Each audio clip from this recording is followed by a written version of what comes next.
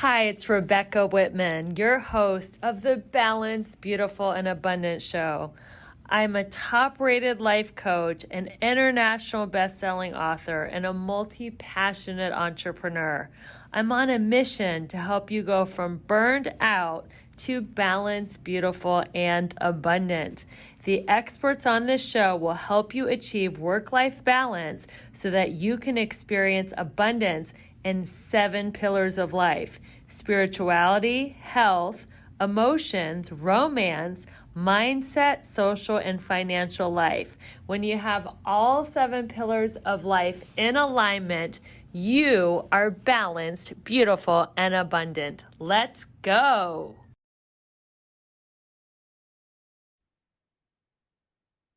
Welcome, everyone, to the Balanced, Beautiful, and Abundant Show. My name is Rebecca Whitman, helping you go from burned out and overwhelmed to balanced, beautiful, and abundant. We are the top 1% rated show in self-help. Thanks to everyone here listening, subscribing, sharing. Thank you so much for supporting the show. And we are so excited to have a special guest here. His name is Joel Zuckerman, and he teaches all about the importance of gratitude. Welcome to the show, Joel. Thank you, Miss Rebecca. It's my pleasure. I'm grateful to be here. I am grateful you're here. Let me tell my audience about your amazing background. So, Joel is the author of 9 books, including the book called Grateful. He has won 3 book awards as a golf and travel writer. He has written over 1,000 stories in over 100 magazines and websites, including Sports Illustrated. As a professional speaker, he has entertained audiences on cruise ships, conferences, and corporate retreats. Since 2013, Joel has written over 240 letters of gratitude to individuals near and far. His focus on gratitude and appreciation has helped him make profound changes in his life. He teaches how gratitude for others can result in deep and lasting benefits. So, Joel, tell us a little bit about your journey. Where were you, and what was that turning point where you realized that gratitude was the key to unlocking happiness in life? Wow, that resume sounds so impressive. Is that really me? It is. It Okay. is, unless, it's not you, but yeah, it It's, is. I think it's you. it's not embellished. It's not embellished at all.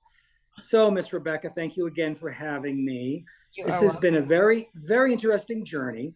So, the long and the short of it is, I was a very prolific writer for many years, 25 years, and got lucky writing books. Books got attention. I was asked to speak at events. I have a natural affinity to speak in front of an audience, hopefully on a podcast. That'll be your judgment at the end.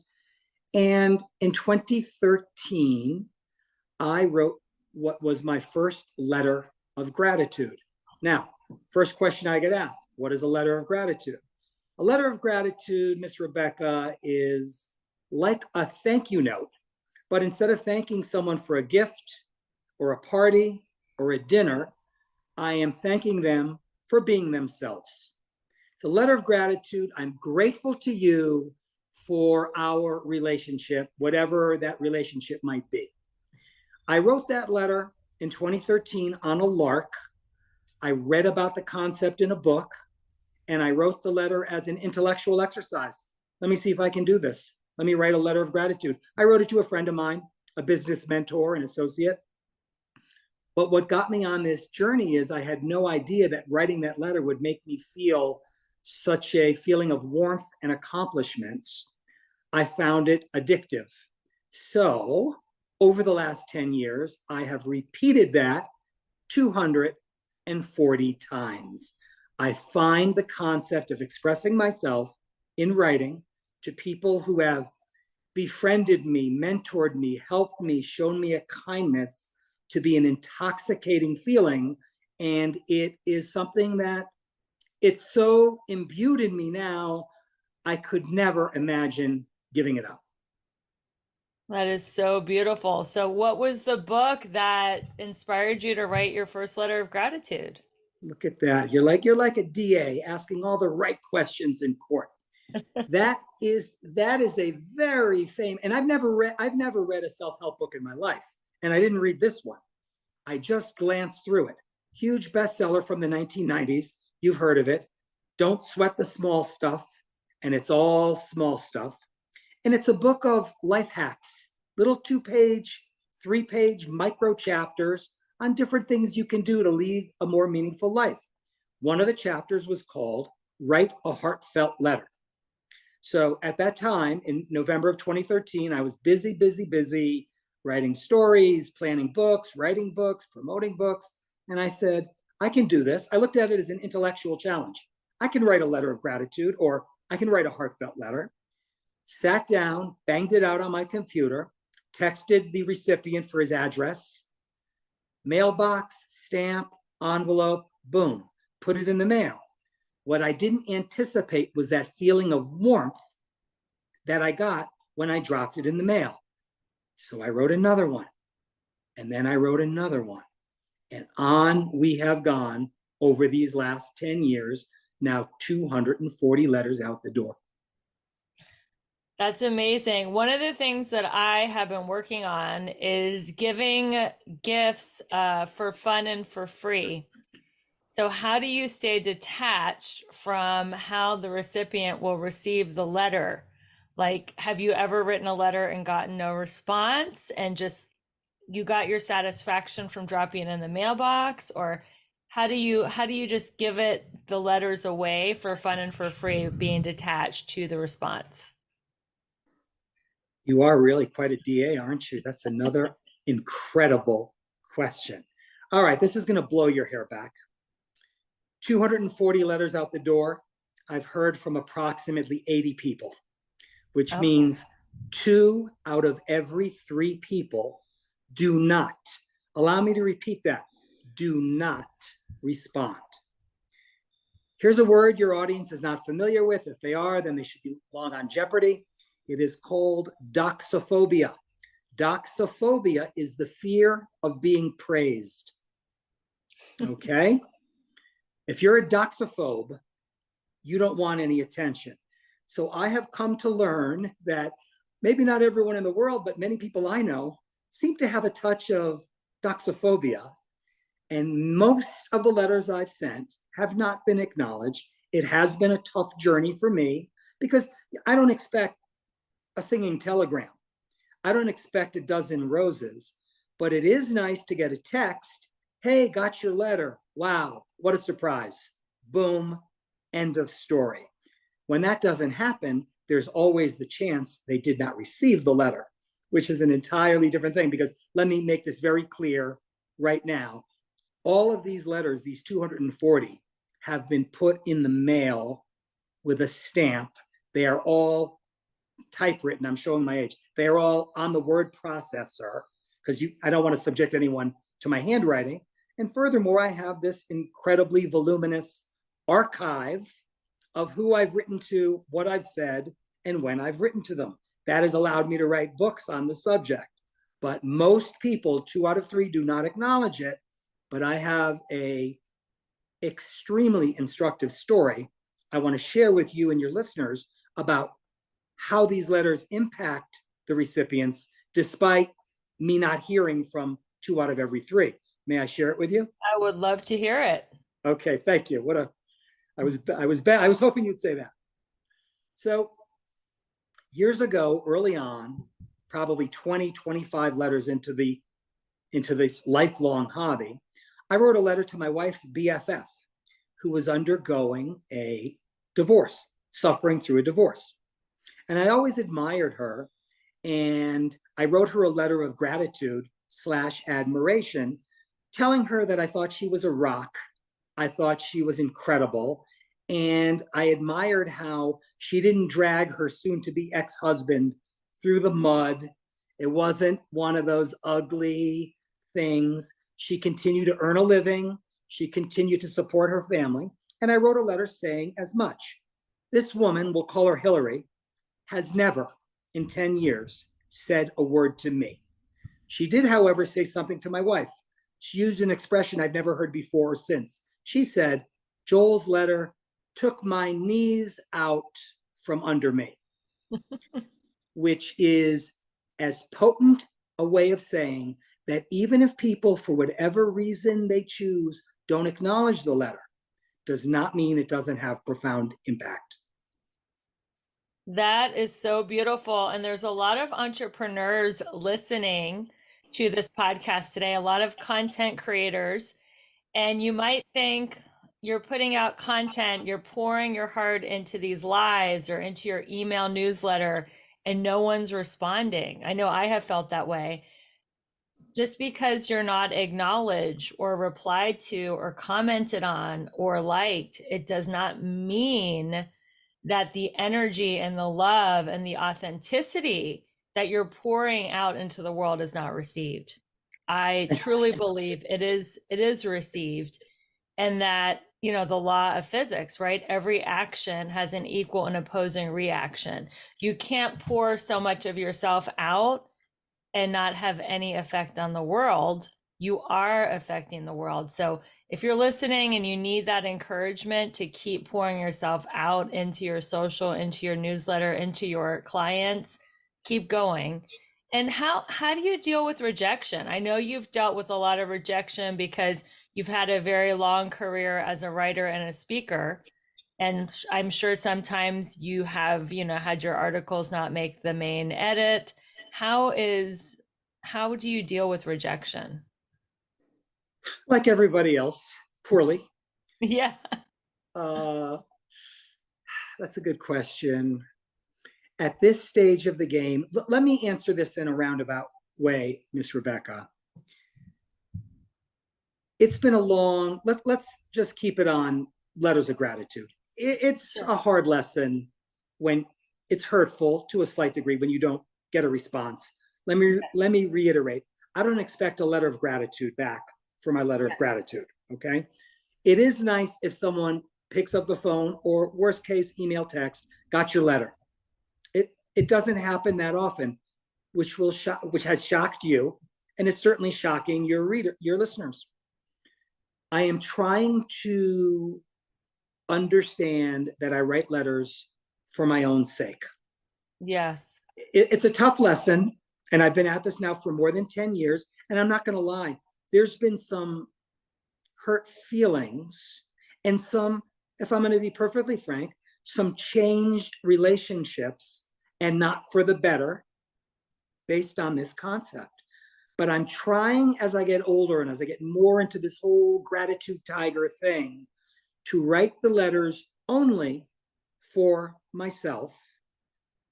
I think about that story of my wife's friend Hillary. The letters are doing good despite people not being inclined to pat me on the back, Phyllis, in a manner of speaking. So as for rejection, I'm not writing commercially anymore. I have a new book coming out called Gratitude Tiger. I will use this book when it's done just to supplement my speaking engagements. When people hear me speak, they want to know more. So I'm going to have a book out that will guide them or help them figure out who to write letters to and how to write these letters. So in terms of submitting to magazines and websites, that is thankfully behind me. So let's talk about some of the key components of a gratitude letter, because I'm sure the listeners are going to want to write a gratitude letter right away after hearing this very compelling interview. So, what are some of the key components in them writing their first gratitude letter? What do they need to include? Okay, great question. And after that, be sure to ask me the 7 pillars Yes. of expressive gratitude. We will Why get you into write that. letters, why Right. you write letters. But what should you put in the letter? That's Yes. great. That's great you mentioned that, because I'm working on that in a chapter in the new book. So I write letters that are 7 paragraphs long. Okay. But you could write a letter that's 7 sentences long.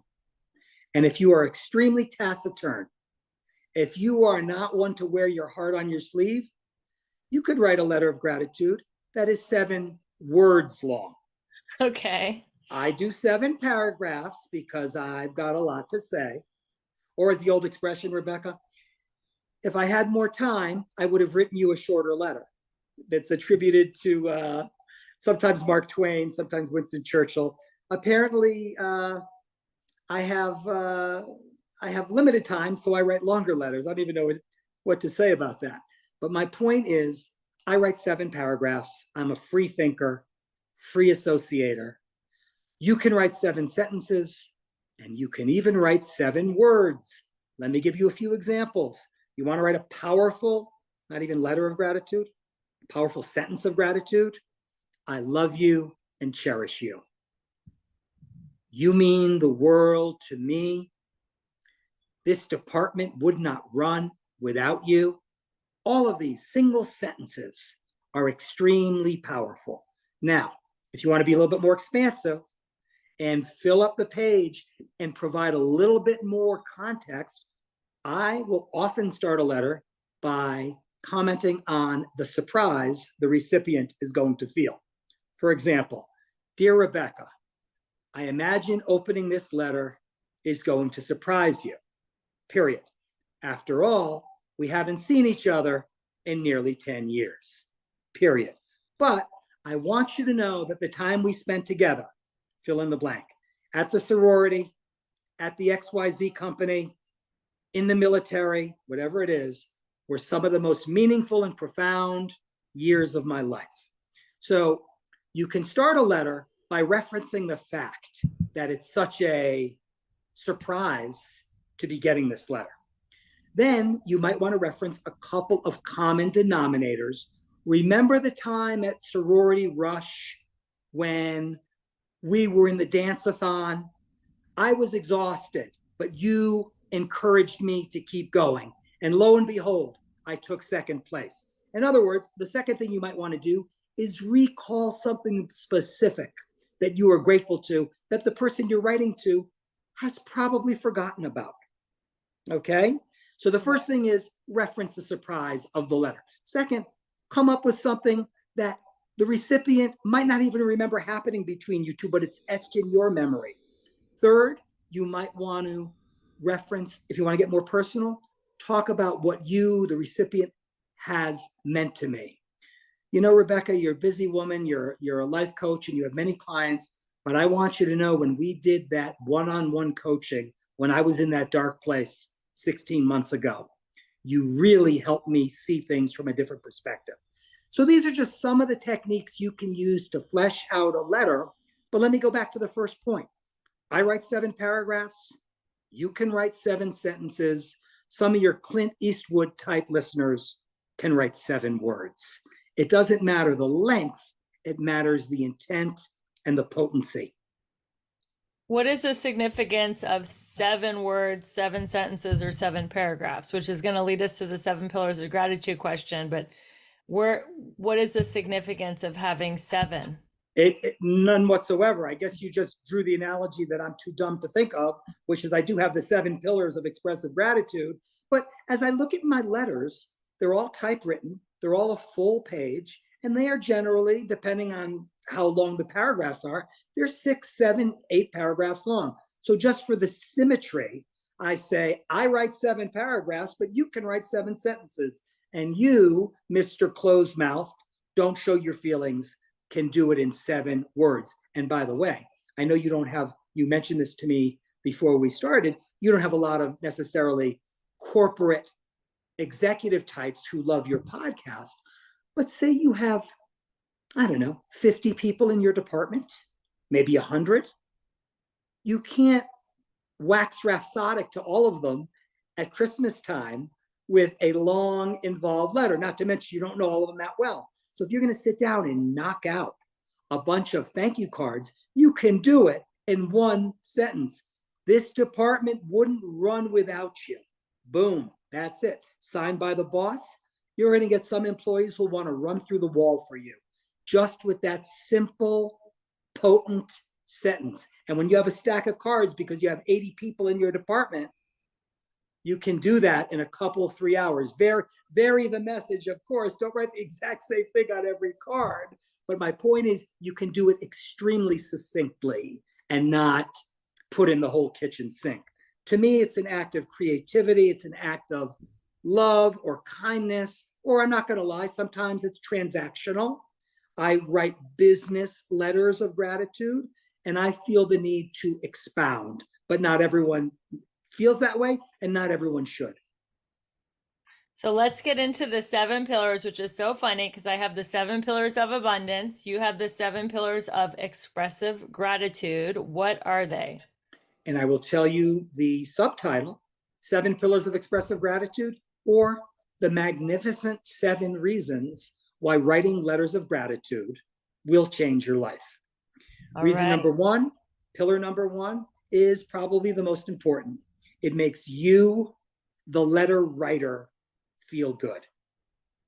Which is why I've slowly come to the point that if I don't hear back from the individual I wrote to, it doesn't matter as much because I'm writing the letters for myself. The reason I have written 240 letters of gratitude is because it makes me, the writer, feel good. It's a little bit like helping an elderly person or a differently able person cross the street.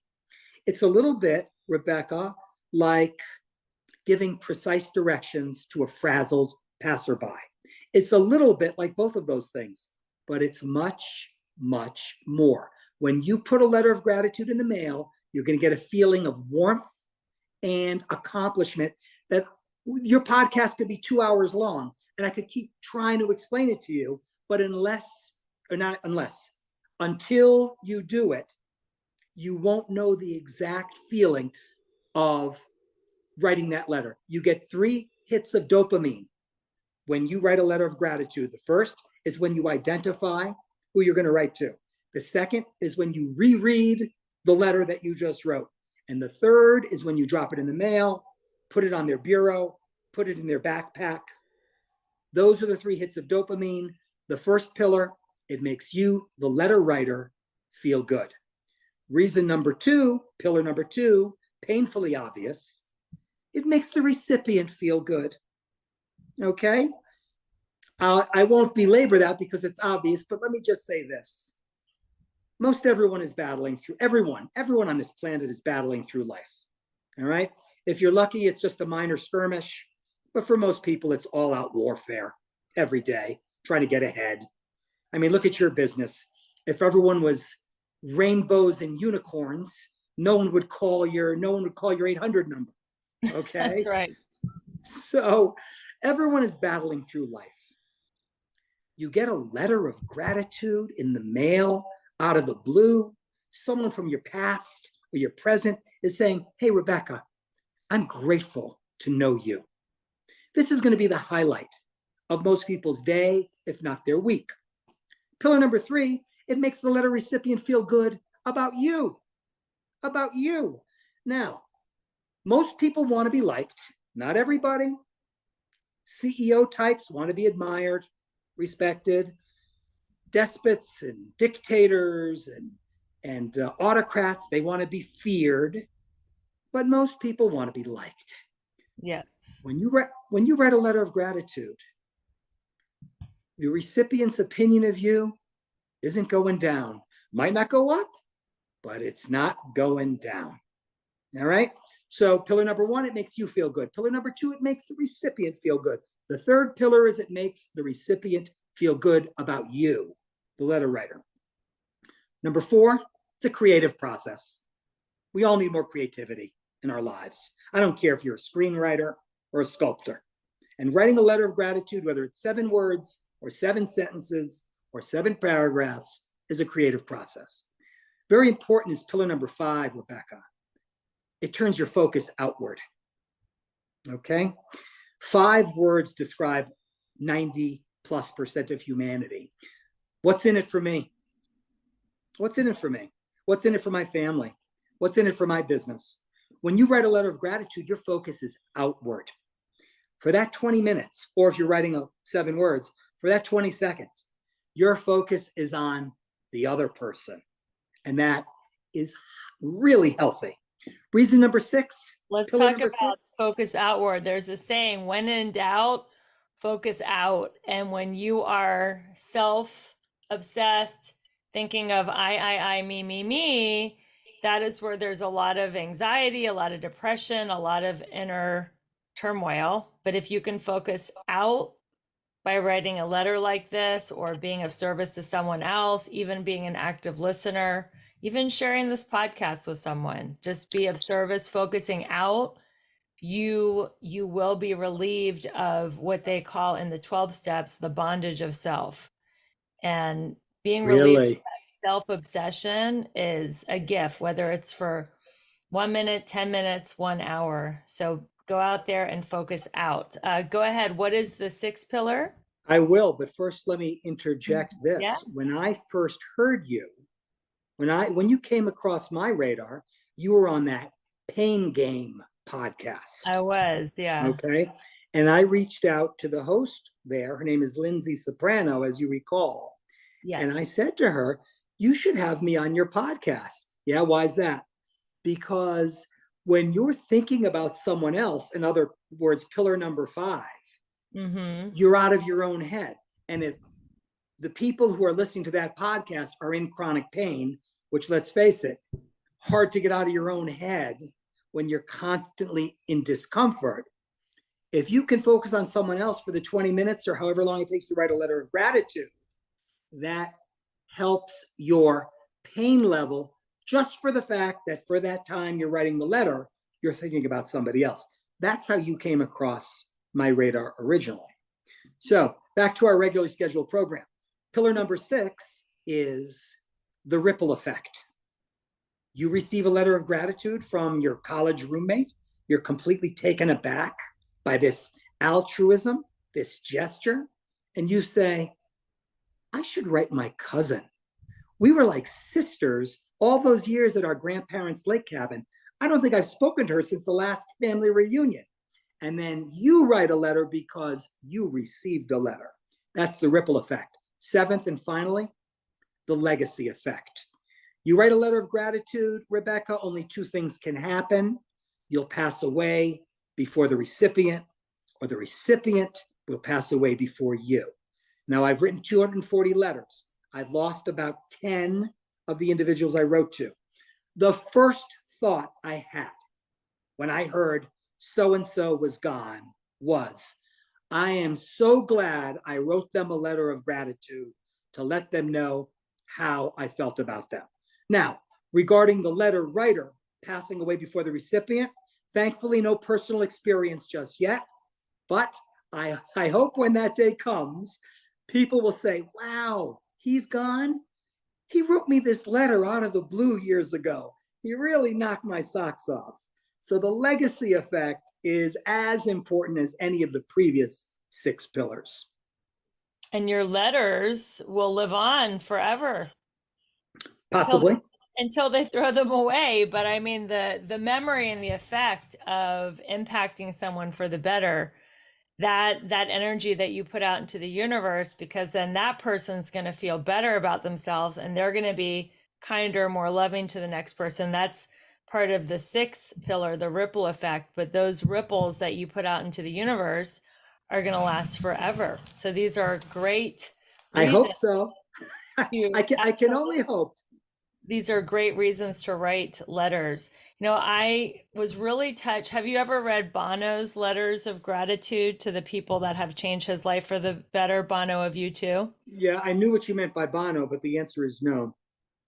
His letters, I mean, if you haven't read those and you're listening, get your hands on some of them because they're immortal. They're like, published literature. So writing a beautiful letter of gratitude, as Joel is describing, or how Bono did, are just pieces of literature that could last forever if they're really eloquent and heartfelt.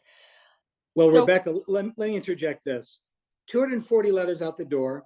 I imagine several have been thrown away. I imagine, I'm quite certain several have been framed. But wow. in the vast middle, let's say there's half a dozen that have been misplaced or tossed, and there's maybe a few or half a dozen, who knows, that have been framed. I know for a fact people have said they have. But in that vast middle of 220 letters that weren't thrown away or weren't framed, I like to think they're in a folder. I like to think they're in a coveted desk drawer. Because, I mean, think about your Christmas cards or your birthday cards. What's the sell by date? You put them on your kitchen counter, on your mantle. Most people, I don't know, at Christmas time's different because you have it on the mantle, all your Christmas cards for a while. You get a birthday card in the mail from your Aunt Edna. How long are you supposed to keep it before you toss it, right? Is it 2 days? Is it 4 days? I like to think the letters I've written are being kept. I don't know for a fact, but thinking that way makes me feel good. You know what's funny, Joel, is I have every letter and card that has ever been written to me for my entire life. So I don't throw anything away that is a letter or a card. And when I was in high school, to date myself, we used to actually pass notes in the hall. And I have all the notes that were passed to me during class and in the hall, and they're all at my mom's house. She still lives in my childhood home. It is so much fun going back there and reading those notes. I have all my old diaries and journals. I just, I'm not a hoarder. I throw stuff away sometimes that I shouldn't, but I won't throw any of those away. That is really incredible. So, you know what that makes me think of? For a long time, it's helped my speaking career. Obviously, it would help anyone's speaking career being a member of Toastmasters, which is the international organization for public speaking. And when you speak at a Toastmasters club, people pass you what are called love notes. So they hear you speak, and many of the members, many of the attendees will write down a sentence or two or three to encourage you or tell you what they liked or they didn't like. I used to speak often at Toastmasters, won plenty of competitions, and I used to get love notes that were really quite, well, as the name implies, really quite lovely. But I never kept them. If I kept every love note I ever got, it would probably fill a shoebox. But I'd look at them. I don't know. Maybe it's men are from Mars and women are from Venus. I don't know. I'd read them, admire them. Maybe I'd keep them for a week or two and then tossed. Part of me wishes I still had them, but unlike you, I don't have any of that.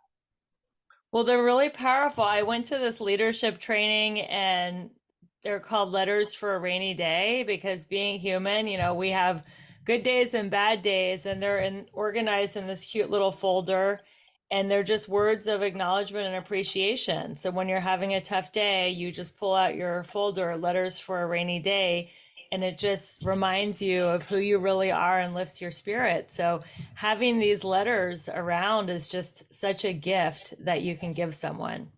That's amazing. It never occurred to me, and I don't know if I admire you or I think it's a little odd. You have like your birthday cards from when you were 7 years old. Well, I think I start saving stuff in high school, but yeah, all All the way right. back So from. so 12 years ago. Fantastic. It's got Oh to be yeah. quite a Yeah, pile. definitely. There's a lot of cards. So what is the difference between just passive gratitude or regular gratitude and proactive gratitude? Okay. Great question. So passive gratitude, or what I call reactive gratitude, is when you get a benign medical diagnosis. Hmm. It's reactive. It's Pavlovian. Yes. Reactive gratitude is when your turbulent flight lands safely. Reactive gratitude is when your kid gets into their first choice of college. Oh my God, I'm so grateful.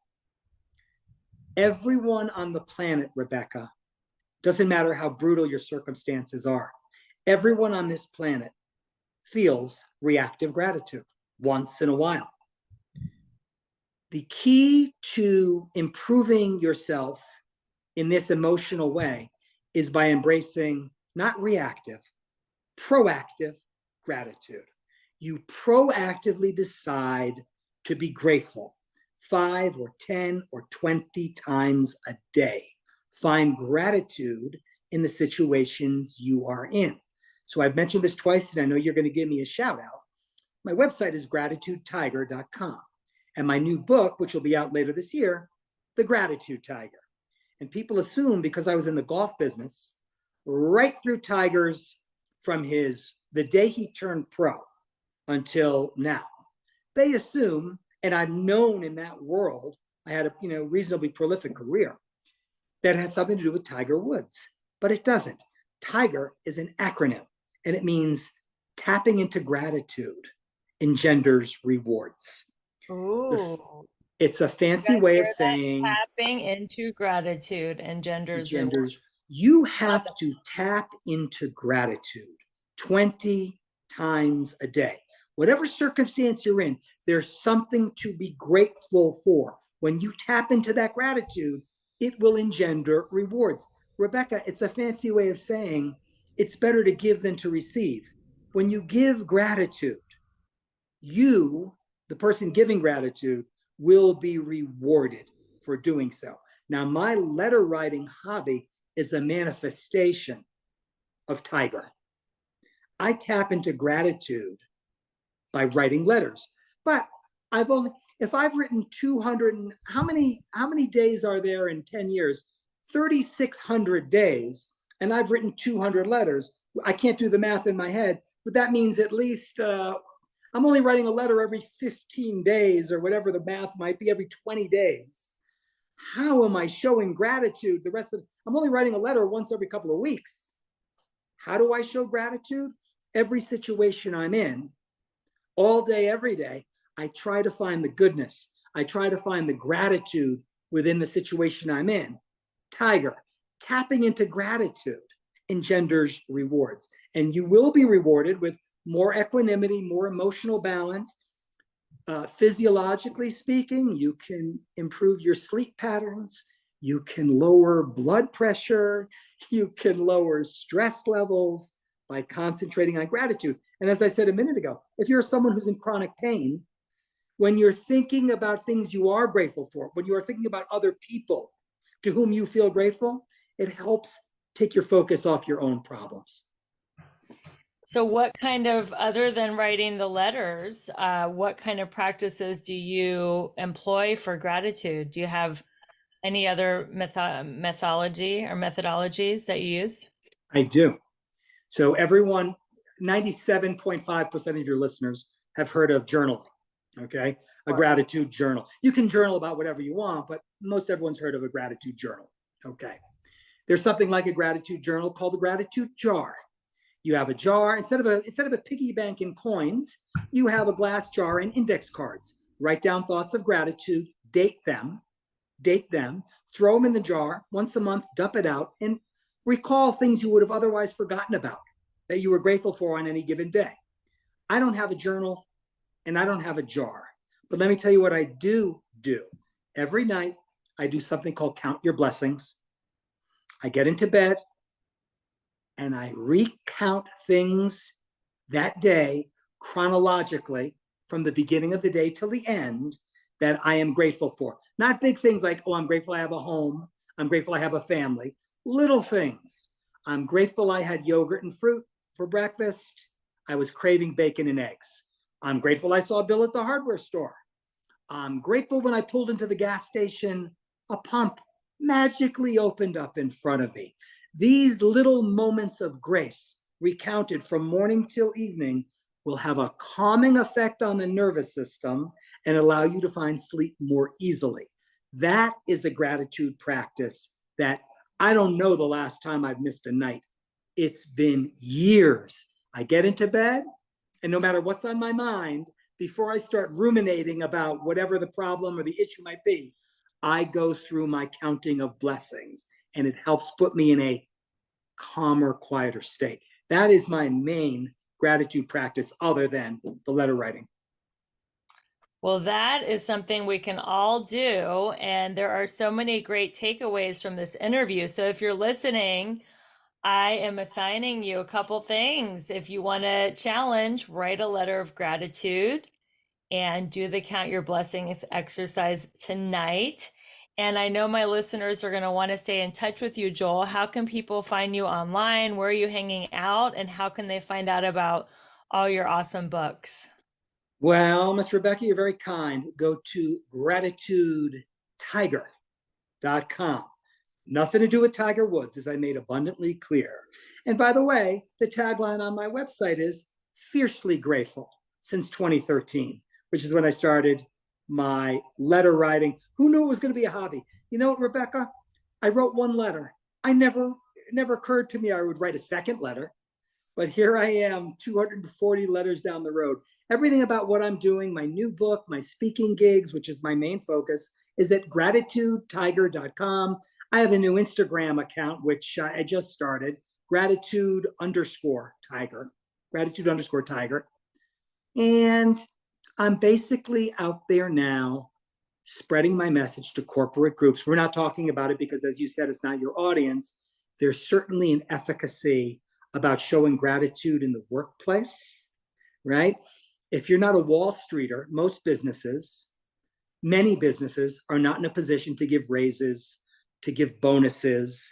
And by the way, research shows millennials, they're not that concerned about compensation. You and I coming up through the ranks, we wanted more money. I mean, that's how life was. Millennials are more concerned with autonomy, being recognized, having responsibility, being validated, and the concept of their superiors recognizing them with a letter or a note of gratitude is right in the wheelhouse of what I'm trying to espouse. So anything you want to know about me and what I do and where I speak and the audiences I'm speaking to can be found at gratitudetiger.com. Yeah, that reminds me, and this will be my final point before we wrap it up. People will work for a living, but they'll die for recognition. And because a lot of companies are tight on their budget, compliments and words of gratitude and appreciation are free, and they mean so, so much to people. So So true. So very true. yes, if you can't afford to give someone a raise or a bonus, you can write them a letter or give them a card or some kind of statement of gratitude. So, everyone, this has been another phenomenal episode of the Balanced, Beautiful, and Abundant Show. I'm your host, Rebecca Whitman, helping you go from burned out to balanced, beautiful, and abundant. We love our listeners. Keep listening, rate, review, subscribe. Copy and paste this link, share it with a friend who could use some gratitude in their life. And don't forget, if you ever want to take a screenshot, tag me on Instagram at Rebecca E. Whitman. I will give you a shout out and recognize you for listening to this incredible episode. Thank you, everyone, again. I will see you next week with another incredible guest. And until we meet again, keep your vibe high and magnetize. Bye, everyone. Thank you so much for listening to another amazing episode of the Balanced, Beautiful, and Abundant podcast. It's your loyal listening that makes our show top 0.5% in the world. I would love to connect with you in person. We're having our second international retreat October 3rd through 6th in Belize. If you like yoga, sound baths, and want to get all 7 pillars of abundance to a level 10, this retreat is for you. Just go to the link tree in the show notes to snag your $200 off promo code before April 15th. And let's end the year 2024 with momentum so that going into 2025, you will have so much abundance in all areas of life that you will be setting yourself up for the most incredible year ever. It is going to give you something to look forward to all year. Make sure you snag your spot before April 15th. And if you have any questions, you can always email me at RebeccaElizabethWhitman.com. My email address is on my website. Thank you so much for your loyal listening. And we will see you on the next episode. And some of you lucky ladies will see you in Belize. Bye.